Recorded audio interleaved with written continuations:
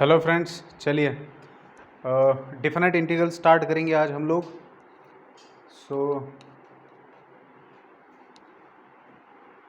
सबसे पहला जो टॉपिक है डिफिनेट इंटीग्रल के अंदर वो है definite integral as a limit of sum. क्या मतलब होता है इसका, फिर कॉन्सेप्ट है डिफिनेट इंटीग्रल का as a limit of sum, तो इसका मतलब क्या होता है ये समझेंगे। और ये जो नोटेशन होता है ना, इसको पढ़ते कैसे है, इसके अंदर की सारी छोटी छोटी बातों को समझ लेंगे, ठीक है। अभी तो हम लोग देखने वाले हैं कि ये जो हम लोग डिफिनेट इंटीग्रल पढ़ते हैं तो इसका concept as a limit of sum, मतलब हम लिमिटिंग वैल्यू निकालने वाले हैं किसी समेशन का, ठीक है।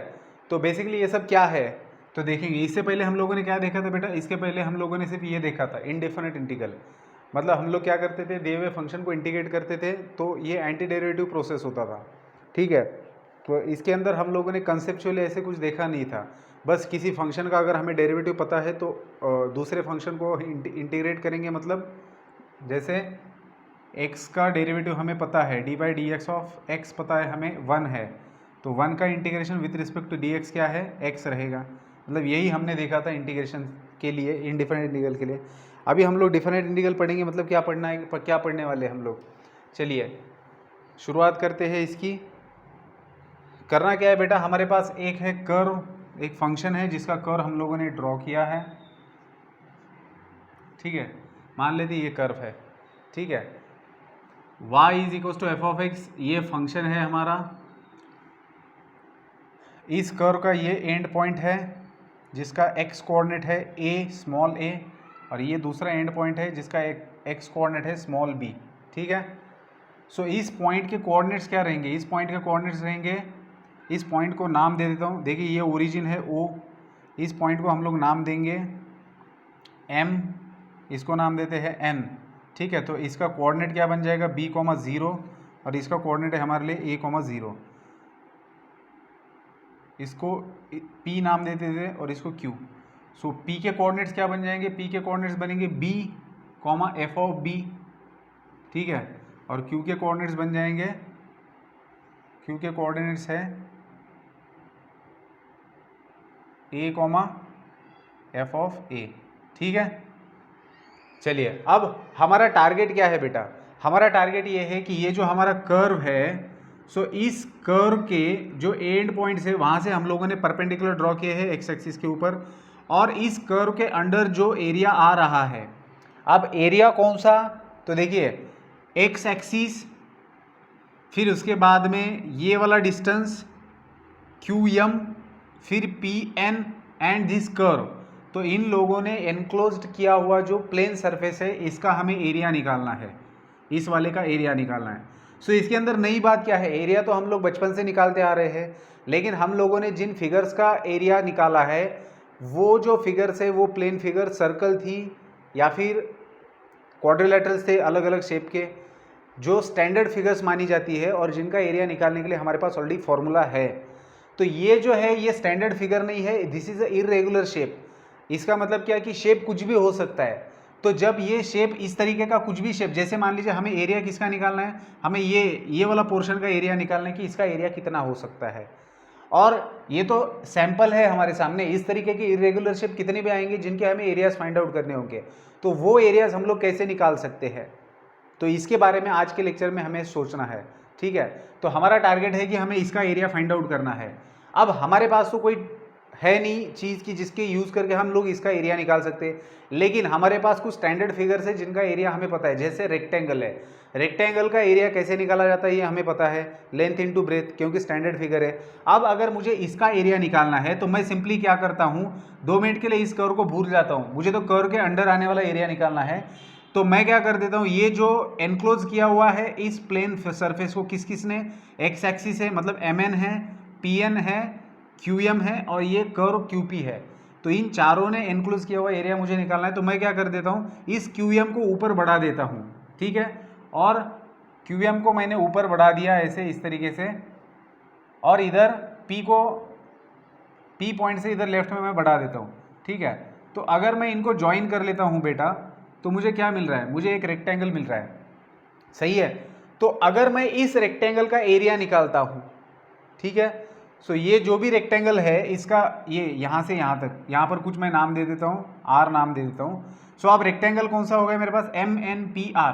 तो इस रेक्टेंगल का एरिया निकालने में आपको कोई दिक्कत होगी?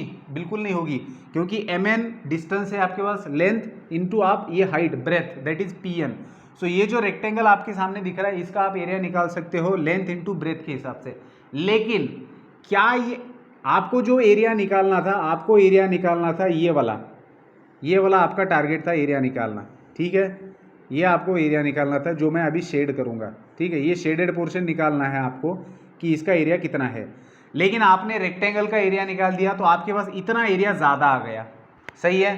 तो ठीक है, कोई बात नहीं है। तो ये तो आपने इसको, इस फिगर को इंक्लूड करेगा ऐसा रेक्टेंगल आपने लिया था, ठीक है।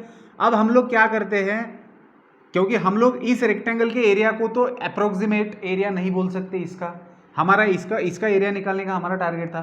तो ये जो रेक्टेंगल का एरिया है, this is the approximate area of this plane figure, ऐसा हम लोग नहीं बोल सकते, क्योंकि ये बहुत ज़्यादा है, इसके अंदर एक्स्ट्रा वाला पार्ट बहुत ज़्यादा है। तो कैसे इस एक्स्ट्रा पार्ट को कम किया जाए और स्टैंडर्ड फिगर का यूज करके ही इसका एरिया निकाला जाए। देखिए हमारा टारगेट क्या है, हम लोग कैसे अप्रोच कर रहे हैं। हमारा ये तरीका है इस एरिया को फाइंड आउट करने का कि हम हेल्प तो लेंगे स्टैंडर्ड फिगर की, लेकिन उसके अंदर जैसे अभी हमने एक रेक्टेंगल लिया था, अब हम लोग 2 रेक्टेंगल बनाएंगे इसी के, इससे ही। तो उससे क्या फायदा होगा, ये जो एक्स्ट्रा वाला पार्ट आ रहा था ना हमारे एरिया के अंदर, तो वो कम कम होते जाएगा। मतलब हमें जो जिस फिगर का एरिया निकालना है उसके नज़दीक जाएंगे हम लोग।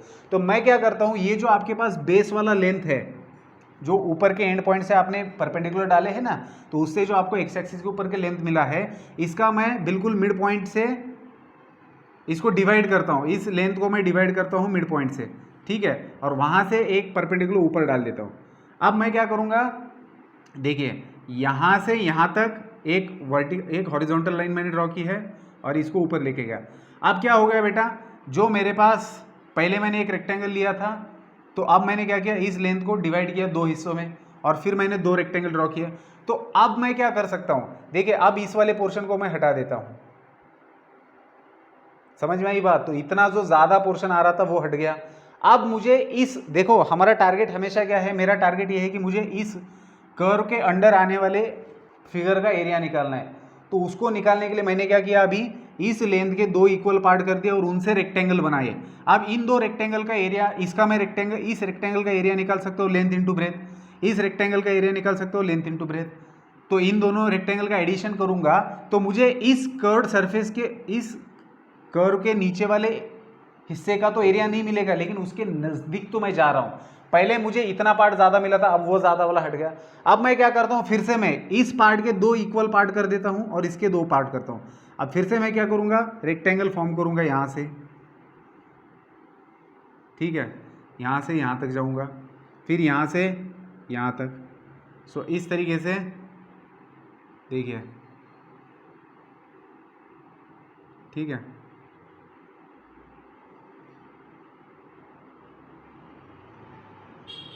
अब आप देखिए ये वाला पोर्शन भी हट गया, अभी ये एक्स्ट्रा वाला पोर्शन था। तो अब आपके पास जो लेंथ थे उसके 4 इक्वल पार्ट्स किए और उससे आपने छोटे छोटे रेक्टेंगल्स बनाए। इसको स्ट्रिप्स भी कहेंगे हम लोग जब बहुत ज़्यादा इसके टुकड़े पड़ेंगे, है ना। तो ये 4 रेक्टेंगल्स के, अब हम इन सभी रेक्टेंगल्स के एरियाज निकल के इनको ऐड करेंगे। समझ में आ रही बात। तो उससे क्या होगा, देखिए पहले रेक्टेंगल में इतना पोर्शन ज़्यादा है, फिर इसमें इतना, इसमें इतना, इसमें इतना। पहले कितना ज़्यादा था, पहले ये सारा का सारा पोर्शन आ रहा था ना, वो धीरे धीरे कम होते जा रहा है और हम ओरिजिनल जिसका एरिया हमें निकालना है उस फिगर के एग्जैक्ट एरिया की तरफ हम लोग अब चल पड़े हैं। अब फिर से हम लोग क्या करेंगे, जो हमारे हिस्से बने उनके फिर से 2 इक्वल पार्ट करेंगे। मतलब जो ओरिजिनल लेंथ था उसके हम कितने पार्ट्स बना रहे हैं, 1 2 3 4 5 6 7 8। अब 8 पार्ट्स बनने जा रहे हैं, ठीक है, इस तरीके से। और इनसे फिर हम लोग रेक्टेंगल बनाएंगे इस तरीके से, ठीक है। सो ये रेक्टेंगल कैसे बनते हैं, ये पार्ट हट जाएगा, ठीक है। फिर ये बन गया यहाँ से यहाँ तक, ठीक है।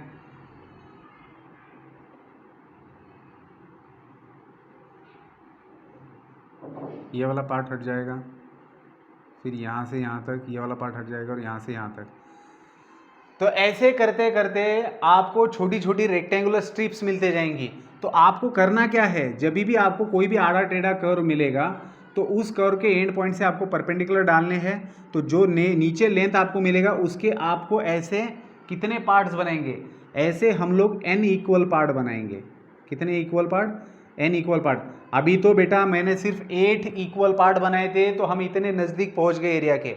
अगर मैं इसके n इक्वल पार्ट बना देता हूं तो मुझे n रेक्टेंगल्स मिलेंगे। और देखिए रेक्टेंगल का एरिया निकालना तो वैसे दिक्कत वाली बात है नहीं, ठीक है। सो अब हो क्या रहा है बेटा, यहाँ पर मैं n इक्वल पार्ट बना रहा हूँ। तो मुझे बताइए इसका लेंथ कितना होगा। ये जो नीचे एक्स एक्सिस के ऊपर आपको लेंथ मिल रहा है, इसका लेंथ कितना होगा। ये जो आपको सेगमेंट मिल रहा है इसका लेंथ कितना है। तो देखिए ये जो एंड पॉइंट है इसका कोऑर्डिनेट है बी और इसका कोऑर्डिनेट ए, तो बी माइनस ए इसका लेंथ है और इस लेंथ के आपने n इक्वल पार्ट किए, ठीक है। तो हर एक पार्ट का विड्थ कितना होगा। जैसे यहाँ पर मैं रेक्टेंगल बना रहा हूँ ना, वैसे n रेक्टेंगल बनने वाले हैं। तो ये मेरे पास कितने यहाँ पर रेक्टेंगल जितने भी बन रहे हैं, एक रेक्टेंगल का लेंथ कितना है, विड्थ जिसको मैं बोल रहा हूँ, तो वो कैसे मुझे मिलेगा। तो देखिए सेगमेंट का लेंथ कितना है, बी माइनस ए और उसके कितने इक्वल पार्ट बना रहा हूँ, n इक्वल पार्ट। तो ये क्या बन गया आपका, this is the width h। मैं h कह रहा हूँ इस डिस्टेंस को, एक रेक्टेंगल का जो डिस्टेंस रहेगा that will be the h, ठीक है। अब यहाँ पर n रेक्टेंगल्स आने वाले, इसको इमेजिन कीजिए, समझने के लिए मैं इसको इतना ही रखता हूँ, ठीक है। सो ये जो एक रेक्टेंगल का विड्थ है दैट इज h और वो कैसे मिलेगा आपको, तो एंड पॉइंट्स का subtraction that is length of this segment divided by n equal parts. तो n से डिवाइड करेंगे तो एक मिल रहा है आपको लेंथ। अभी हमारा टारगेट क्या था, इसका हमें एरिया निकालना था। तो इसका एरिया कैसे मिलने वाला था, तो ये जो n रेक्टेंगल्स हमने बनाए हैं, n स्ट्रिप्स बोल सकते हैं उसको, जो बनाई है हमने, उन हर एक रेक्टेंगल का हम एरिया निकालेंगे। तो रेक्टेंगल का एरिया कैसे निकाला जाता है, देखिए थोड़ी देर के लिए इसको समझिए। ये एक रेक्टेंगल है आपके पास, अब अगर मुझे इस रेक्टेंगल का एरिया निकालना है तो मैं कैसे निकालूंगा।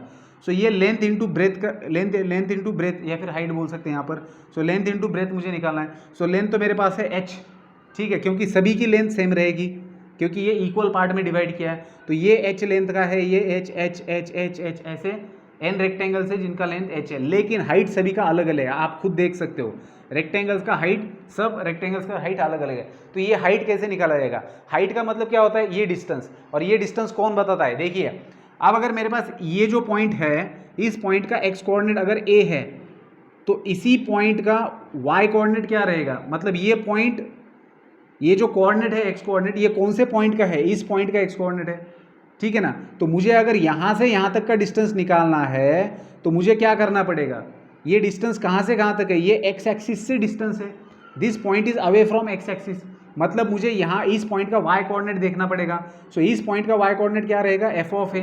अगर इस पॉइंट का x कोऑर्डिनेट a है तो इस पॉइंट का y कोऑर्डिनेट रहेगा f ऑफ a, क्योंकि आपका फंक्शन है y is equal to f of x।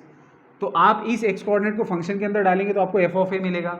सो इस पॉइंट के x और y कोऑर्डिनेट आपके सामने है, इसका x कोऑर्डिनेट है a और y कोऑर्डिनेट है f ऑफ a। अब इसका इस पॉइंट का y कोऑर्डिनेट 0 है, तो अगर मुझे ये डिस्टेंस निकालना है तो ये डिस्टेंस बन जाएगा f of a minus 0 that is f of a, ठीक है। सो ये जो सबसे पहला हमारा है, सो इसका लेंथ कितना आएगा, f ऑफ a, ठीक है। अब जैसे ही मैं अगले वाले रेक्टेंगल की तरफ जाता हूं तो मुझे अगर उस रेक्टेंगल का हाइट निकालना है तो वो मैं कैसे निकालूंगा। देखिए अगले वाले रेक्टेंगल की तरफ मैं जैसे जाऊंगा तो मुझे क्या चाहिए होगा, देखिए ये डिस्टेंस कितना है, h है, ठीक है। सो और ये दूसरा जो रेक्टेंगल है इसका डिस्टेंस कितना होगा, h होगा। सो यहाँ पर जो पॉइंट है, इस पॉइंट का अगर मुझे मान लीजिए कोऑर्डिनेट चाहिए तो वो कोऑर्डिनेट मैं कैसे ऑब्टेन करूंगा। देखिए यहाँ से यहाँ तक डिस्टेंस कितना है, a है, फिर ये छोटे रेक्टेंगल का डिस्टेंस h और नेक्स्ट रेक्टेंगल का डिस्टेंस प्लस h, मतलब a प्लस h मतलब 2h बन जाएगा। सो इस पॉइंट का कोऑर्डिनेट बन जाएगा, x कोऑर्डिनेट बन जाएगा a प्लस 2h। तो इसका हाइट भी कितना बनेगा, इस पॉइंट का हाइट कितना बनेगा, f of a plus 2h, ठीक है, f of a plus 2h। तो ये जो f of a plus 2h है, अभी बेसिकली हम लोग क्या करते हैं, n इक्वल पार्ट करने के बाद में फिर से हम लोग इन दो पॉइंट्स के बीच में एक पॉइंट ले लेते हैं, ठीक है ना, एक पॉइंट ले लेते हैं, ऐसा चूज करते हैं कि जहाँ पर ये इस तरीके से रेक्टेंगल फॉर्म करेगा। तो बेसिक आइडिया यही है बेटा कि आपको इनके n रेक्टेंगल्स बनाने हैं और रेक्टेंगल्स के एरियाज निकालने हैं। अब रेक्टेंगल का एरिया निकालते समय आपका लेंथ, देखिए एरिया ऑफ रेक्टेंगल क्या होता है, एरिया ऑफ रेक्टेंगल होता है length into breadth, L into breadth. तो इस वाले केस में आपका लेंथ हमेशा रहेगा h और ब्रेथ क्या रहेगा, तो वो आपके अकॉर्डिंग रहेगा कि नीचे पॉइंट क्या आ रहा है। सो मैं आपको यहाँ पर बताना चाहता हूँ कि यहाँ पर अगर आप देखेंगे तो ये आपका लेंथ है और इस पॉइंट के लिए ब्रेथ अगर देखेंगे तो ये बन जाएगा आपका ब्रेथ a प्लस एच, मतलब इस पॉइंट का कोऑर्डिनेट a प्लस एच बनेगा तो f of a plus H इसका हाइट बनेगा। मतलब इन जनरल अगर हम ब्रेथ की बात करेंगे तो वो रहेगा f of a plus r H, या फिर बोल सकते हो NH, ठीक है ना, अभी के लिए तो NH ही बोल सकते हैं हम लोग। तो जैसे जैसे आप जितने इक्वल पार्ट्स कर रहे हो, ठीक है ना, तो उस हिसाब से यहाँ पर नंबर्स आएंगे। तो f of a plus H, F of a plus 2h, F of a plus 3h, जैसे जैसे आगे बढ़ेंगे आप लोग तो उस तरीके से जो nth वाला रहेगा f of a plus NH रहेगा। सो लेंथ इंटू ब्रेथ आएगा आपका h into f of a plus H, a plus NH, ये है आपका लेंथ और ये है आपका ब्रेथ। तो इस तरीके से आप लोग क्या कर रहे हो, रेक्टेंगल्स के एरियाज निकाल रहे हो। सो एरिया ऑफ रेक्टेंगल आपको मिल गया है h into f of a plus NH। अब मुझे क्या करना है, जैसे जैसे मैं n की वैल्यूज यहाँ पर रखते जाऊँगा वैसे वैसे मुझे हर एक रेक्टेंगल का एरिया मिलेगा। तो इन सभी रेक्टेंगल्स का अगर मैं एडिशन करता हूँ, रेक्टेंगल के एरियाज का एडिशन करता हूँ, तो मुझे इस कर्व के अंडर जो एरिया है, जो प्लेन सरफेस है, उसका मुझे अप्रोक्सीमेट एरिया मिलेगा, नॉट एग्जैक्ट एरिया, लेकिन वो जो भी एग्जैक्ट एरिया होगा उसके नज़दीक में पहुंच जाऊंगा समेशन से। सो ये समेशन क्या रहेगा, समेशन ऑफ, इसका समेशन मुझे करना है h into f of a plus, अब n की जगह मैं r रिप्लेस करता हूं क्योंकि मुझे वेरिएबल चाहिए, r रन करेगा 1 से n तक, ठीक है ना। कोई भी वेरिएबल आप ले सकते हो यहाँ पर, जो मर्जी आपका, मैंने स्टैंडर्ड सिंबल है, नोटेशन है बुक के अंदर दिया हुआ, इसलिए r लिया है। सो h into f of a plus r H, ये उस रेक्टेंगल का लेंथ है, क्योंकि लेंथ हर रेक्टेंगल का सेम है और ब्रेथ मतलब हाइट रेक्टेंगल का सभी डिफरेंट्स है। सो वो जो हाइट है वो कहाँ से मिलेगा, r का वैल्यू एक बार 1 रखिए। सो पहले रेक्टेंगल का एरिया आपको मिलेगा h into f of a plus H, आप r का वैल्यू 2 रखिए, आपको सेकंड रेक्टेंगल का एरिया मिलेगा h into f of a plus 2h, ठीक है। तो ऐसे आपने सभी रेक्टेंगल के एरियाज की सम यहाँ पर की है। तो this is the sum of all the rectangles. So ये रेक्टेंगल्स मिले कहाँ से, तो जो भी आपका लेंथ था उसके आपने n इक्वल पार्ट किया, ठीक है बेटा। अब ये जो सम आपको मिला है, ये सम डिनोट करता है, ये सम आपको देता है अप्रोक्सीमेट एरिया, इसका जो भी वैल्यू आएगा that will be the approximate area of the plane surface under the curve, curve के अंडर। अब कर्व के अंडर मतलब इधर उधर की बात नहीं है, कर्व का जो भी एंड पॉइंट है वहां से उसके नीचे जितना भी पोर्शन है उसका जो भी एरिया आ रहा है उसके अप्रोक्सीमेट वैल्यू देगा, उसके नज़दीक, मतलब ये एग्जैक्ट एरिया है नहीं।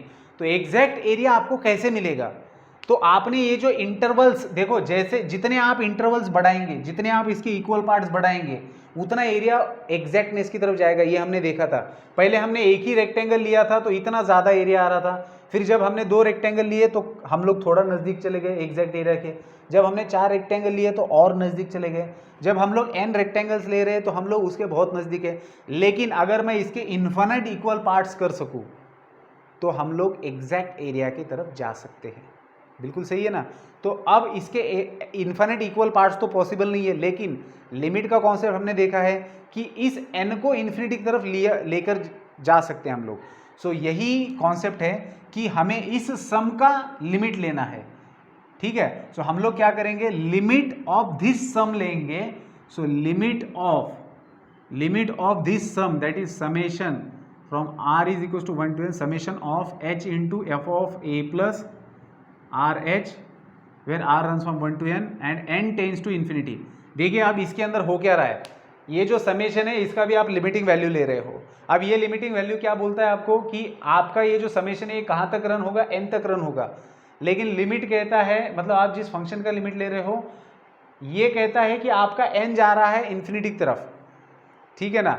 मतलब अभी आपने क्या किया, हमें ये चाहिए था, हमें ये सोचना था कि हमें एग्जैक्ट एरिया कैसे मिलेगा। तो एग्जैक्ट एरिया कैसे मिल रहा है, जब आप इस n इक्वल इंटरवल्स को इन्फिनिटी की तरफ लेके जाएंगे, और उसको लेके जाने के लिए हमें चाहिए था लिमिट।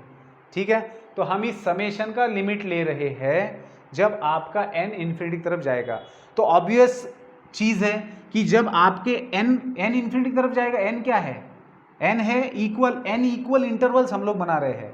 जैसे मान लीजिए 100, कोई 100 इक्वल इंटरवल बनाएगा, मतलब 100 टुकड़े बनाएगा इसके, 200 बनाएगा, वैसे n इक्वल पार्ट्स हमने बनाए थे। अब वो पार्ट्स अगर हम इन्फिनिट बना रहे हैं तो बेटा डिस्टेंस बिटवीन 2 पॉइंट्स तो 0 बन जाएगा। h क्या था, h क्या था, विड्थ था ना आपका, और ये विड्थ क्या हो जाएगा, अगर n इन्फिनिटी की तरफ जाएगा तो h बन जाएगा 0। समझ लो बात को, मतलब ये होता है इसका कि जब विड्थ 0 बनेगा तब आप लोगों को एग्जैक्ट एरिया मिलने का चांस है। समझ रहे हो कैसे, अरे जब आप इसके इन्फिनिट इक्वल पार्ट्स बना रहे हो तब इसका मतलब क्या हो रहा है कि विड्थ बचेगा ही नहीं, और अगर विड्थ नहीं बच रहा है इसका मतलब आप नजदीक जा रहे हो। देखो ये पॉसिबल नहीं होता प्रैक्टिकली इन्फिनिट इक्वल पार्ट करना, लेकिन इसीलिए तो लिमिट का यूज होता है, क्योंकि लिमिट क्या कहता है, n approaches to infinity, n is not equals to infinity. हमें पता है कि इसके इन्फिनिट इक्वल पार्ट करना पॉसिबल नहीं है, बट हम लोग कॉन्सेप्चुअली इसको कैसे देख रहे हैं कि n is approaching to infinity. ठीक है, तो जैसे जैसे n इन्फिनिटी की तरफ जाएगा, मतलब n के बहुत, n इन्फिनिटी की तरफ जाएगा मतलब आपके इक्वल पार्ट्स बहुत ज़्यादा बनाते जाएंगे आप, वैसे वैसे आपका जो एरिया है वो आप नज़दीक चले जाएंगे। This is the approximate value, ये आपका अप्रोक्सीमेट वैल्यू था, इसमें और ओरिजिनल एरिया में डिफरेंस था। वो डिफरेंस कम करने के लिए हम लोग n को इन्फिनिटी की तरफ ले जा रहे हैं, n को इन्फिनिटी की तरफ लेके जा रहे हैं, मतलब इक्वल पार्ट्स बढ़ा रहे हैं हम। जैसे शुरुआत में मैंने आपको बताया था, जब एक रेक्टेंगल था तब एरिया कितना, 2 बनने के बाद 8 बनने के बाद 10 बनने के बाद 100 बनने के बाद 200, 1000, 10,000, लाख, करोड़, ऐसे जैसे जैसे इक्वल पार्ट बनेंगे वैसे वैसे आपका एरिया नजदीक आएगा। तो इसी क्वांटिटी को, ये जो आपने लिखा है ना लिमिट ऑफ सम, देखिए ये सम है, summation of something, so summation of this where variable are runs from 1 to n, इसका हम लोग लिमिट निकाल रहे हैं। सो इस पूरे क्वांटिटी को, मतलब लिमिट ऑफ दिस, इसको कहा जाता है, इसी को लोग डिनोट करते हैं, इसी को हम लोग डिनोट करते हैं एफ ऑफ एक्स। ये किस फंक्शन के बारे में था, एफ ऑफ एक्स के बारे में। ठीक है, तो ये कहाँ से कहाँ तक रन कर रहा है, ए से बी तक, इसके एंड पॉइंट्स देखिए ए से बी तक। ठीक है, सो आप इस क्वांटिटी को डिनोट कर रहे हैं इससे, इस सिंबल से, और इसी को कहा जाता है डिफिनिट इंटीग्रल।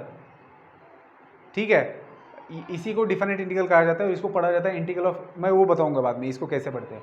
समझ में आई बात। तो ये जो मैंने नाम दिया था इस टॉपिक का जो नाम था definite integral, definite integral as a limit of sum. Definite integral को हम जानने वाले थे, लेकिन कैसे, लिमिट किसका, सम का। समझ रहे हो, सम का लिमिट मतलब डिफिनिट इंटीग्रल होता है, और वो सम किसका होता है, ये रेक्टेंगुलर स्ट्रिप्स का होता है। तो आपका मर्जी, जैसे मर्जी चाहे कर्व हो, मान लीजिए ऐसा कर्व है और आप लोग यहाँ से यहाँ तक का एरिया निकालना चाहते हो, तो बस एंड पॉइंट से नीचे चले जाओ, इसके n इक्वल पार्ट्स कर दो, और वो n इक्वल पार्ट्स मतलब n रेक्टेंगल्स बनेंगे इस तरीके से। ठीक है, और उस n स्ट्रिप्स का सम लेंगे और उसका लिमिट लेंगे, मतलब क्या होता है, डिफिनिट इंटीग्रल होता है। तो कैसे भी अगर आपका कर्व होता है तो इस तरीके से आप उसके नीचे आने वाला एरिया निकाल सकते हो। सो डिफिनिट इंटीग्रल बेसिकली क्या करता है, तो एरिया अंडर द कर्व निकालने के लिए आपको हेल्प करता है। ठीक है, और ये जो कॉन्सेप्ट है लिमिट ऑफ सम का, ये एक्चुअल में एग्जाम्पल को सॉल्व करते समय यूज नहीं किया जाता, क्योंकि ये टाइम कंज्यूमिंग है। जैसे हम लोगों ने डेरिवेटिव देखा था बेटा, क्या हम लोग किसी भी फंक्शन का डेरिवेटिव निकालने के लिए फर्स्ट प्रिंसिपल का यूज करते हैं, बिल्कुल नहीं करते, क्योंकि आपको पता है कि फर्स्ट प्रिंसिपल में हमें क्या करना होता है, हमें लिमिटिंग वैल्यू निकालना होता है एवरेज चीज़ का, है ना, जो एवरेज चेंज होता है उसका हम लोग लिमिटिंग वैल्यू निकालते हैं, तो हमें रेट ऑफ चेंज मिलता है डेरिवेटिव के अंदर। हम लोग डेरिवेटिव के अंदर क्या करते थे, हम लोग F of x plus H minus F of x divided by H, ये जो आपका एवरेज चेंज होता था इसका जब हम लोग लिमिटिंग वैल्यू लेते थे व्हेन h टेंड्स टू 0, तब जाके हमें रेट ऑफ चेंज मिलता था, मतलब डेरिवेटिव मिलता था किसका, f ऑफ x का विद रिस्पेक्ट टू x। लेकिन हम लोग किसी भी फंक्शन का डेरिवेटिव निकालते समय ये फॉर्मूला थोड़ी नहीं यूज़ करते थे, क्योंकि इससे तो घंटों लग जाएंगे किसी भी फंक्शन का डेरिवेटिव निकालने के लिए। तो हम लोगों ने क्या किया था, स्टैंडर्ड फंक्शंस का डेरिवेटिव निकालता with the help of this formula, basic concept, और उसको कहा था क्या कहा था, फर्स्ट प्रिंसिपल, है ना। First principle for finding the derivative, तो ये हमारा फर्स्ट प्रिंसिपल था। तो फर्स्ट प्रिंसिपल कॉन्सेप्ट को समझने के लिए था डेरिवेटिव के, है ना, कि कैसे डेरिवेटिव निकाला जाता है। अब एक बार आप लोग समझ गए, आपने स्टैंडर्ड फंक्शंस के डेरिवेटिव निकाले, फिर आपने फर्स्ट प्रिंसिपल को कोने में कर दिया और फिर आप लोग स्टैंडर्ड जो फंक्शंस है उनके डेरिवेटिव यूज करने लगे। उसी तरीके से ये जो लिमिट ऑफ सम है इसका यूज किया जाता है basically integral, definite integral find out करने के लिए, but it is a very time consuming process, ये बहुत ही लेंदी होता है। तो हम लोग क्या करते हैं, बस समझने के लिए एक एक्सरसाइज दिया है, और वैसे भी इस साल के लिए तो वो भी ओमिट कर दिया है, कोरोना की वजह से जो सिलेबस आपका रिड्यूस हुआ है उसके अंदर ये फर्स्ट एक्सरसाइज रिड्यूस कर दिया है बोर्ड के तरफ से, मतलब बोर्ड के अंदर ये पूछा नहीं जाएगा। तो सीईटी और कॉम्पिटिटिव एग्जाम जेई में तो आप लोग कभी भी लिमिट ऑफ सम तो यूज़ नहीं करेंगे, लेकिन अगर आप लिमिट ऑफ सम को नहीं समझते तो आपको ये कभी नहीं पता चलेगा कि डिफाइनेट इंटीग्रल बेसिकली एरिया निकालने के लिए यूज़ किया जाता है और उसका बेसिक मतलब ये होता है, ठीक है ना। तो ये समझना बहुत ज़रूरी है कि किस तरीके से एरिया अंडर द कर्व निकाला जाता है with the help of definite integral, ठीक है। तो उसके लिए ये समझना ज़रूरी था। बाकी मैं तो इसकी एक्सरसाइज लेने ही वाला हूँ।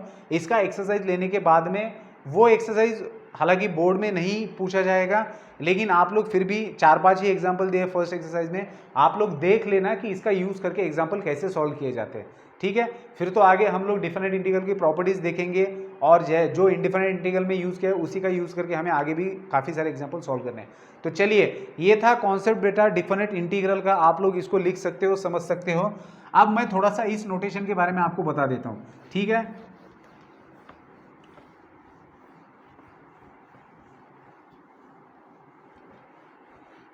तो सबसे पहले क्या ध्यान में रखेंगे आप लोग कि ये तभी पॉसिबल होता है जब आप लोग किसी फंक्शन को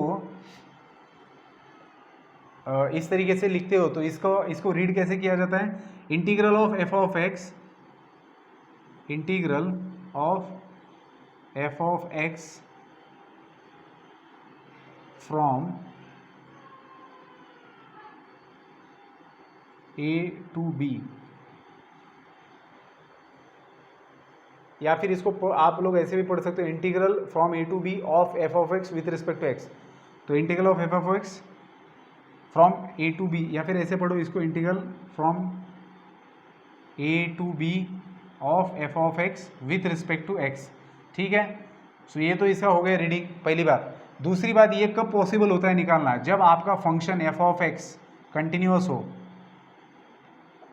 on closed interval, continuous on closed interval a b. अगर ये कंटिन्यूअस नहीं रहेगा तो आपको भी पता है कि इसका एरिया फिर कैसे निकाला जाएगा, है ना, क्योंकि हमारे पास ये जो डिफाइनेट इंटीग्रल हमने लिमिट ऑफ सम कहा है हमने, मतलब अगर आपके पास कर्व ऐसे दिया है तो आप लोग यहाँ से यहाँ तक एरिया नहीं निकाल सकते, आपको यहाँ से यहाँ तक निकालना पड़ेगा पहले, फिर यहाँ से यहाँ तक निकालेंगे और दोनों को आप ऐड कर सकते हो, कुछ इस तरीके से कर सकते हो, लेकिन आप डायरेक्टली यहाँ से यहाँ तक नहीं कर सकते। तो इम्पॉर्टेंट है, तो जब आपने यहाँ से यहाँ तक निकाला तो इसका मतलब ये कंटिन्यूअस था, तो कंटिन्यूअस है तो लिमिट भी एग्जिस्ट करता है ना, तो उसके लिए आपको फिर देखने की जरूरत नहीं होती। सो आपका सबसे पहले जो फंक्शन होता है वो कंटिन्यूअस होना चाहिए क्लोज्ड इंटरवल पर। तो जिस भी क्लोज्ड इंटरवल पर आपका लिमिट कंटिन्यूअस होता है तो आप उस फंक्शन को इंटीग्रेट कर सकते हो फ्रॉम ए टू बी।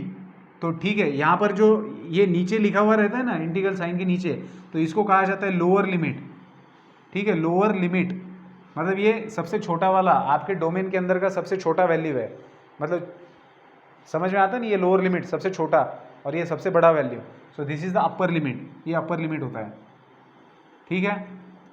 सो इस सिंबल के अंदर ये जो यहाँ पर दो नंबर्स लिखे हुए रहते हैं, तो एक को कहा जाता है लोअर लिमिट, अपर लिमिट। और दूसरी चीज़ ये a comma b are real numbers, ये जो लिमिट्स होते हैं आपके ये रियल नंबर्स होते हैं, ठीक है। तो पहली चीज़ थी इसको पढ़ेंगे कैसे, दूसरी चीज़ थी कि आपका जो फंक्शन है वो कंटिन्यूअस होता है क्लोज्ड इंटरवल में, तीसरी चीज़ है ये जो लिमिट्स होते हैं वो रियल नंबर्स होते हैं, ठीक है। और इसका बेसिक डेफिनेशन ये है कि ये जो डिफाइनेट इंटीग्रल होता है दैट इज लिमिट ऑफ सम, और सम किसका, तो हमेशा याद रखना है रेक्टेंगल्स का सम होता है। सो रेक्टेंगल का लेंथ h और ब्रेथ क्या होता है F of A plus r H, ठीक है। और r runs from 1 to n और n जाता है इन्फिनिटी की तरफ। सो ये इसका बेसिक डेफिनेशन है, ठीक है बेटा। तो इस तरीके से था हमारा definite integral as a limit of sum. अब मैं नेक्स्ट वीडियो के अंदर एक्सरसाइज 1 डिस्कस करता हूँ, इस वीडियो को यहीं पर रोक देता हूँ।